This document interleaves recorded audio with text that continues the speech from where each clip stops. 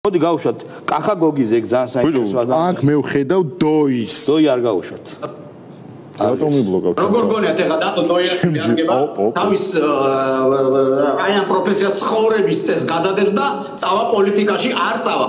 მეც როდესაც რაღაცა სურვილი კი არა, უბრალოდ სხვა გზა რო აი სხერეთელზე წავედი. დამცველზე წავედი. იყო ჩემთვის რომ რაღაცა იმიტომ რომ ხედავდი რა ხდებოდა და ხედავ რა ხდება. დამცველზე წავედი. აღარ არის Netflix-ის ფილმებში აღარ არის. ხო, ბიჭო, ეს ხო ბოლო დროს ხო ეს ხო Black Mirror-ის რეჟისორი იყო და ამ სეზონში აღარ არის. ბაზარი არა, კი.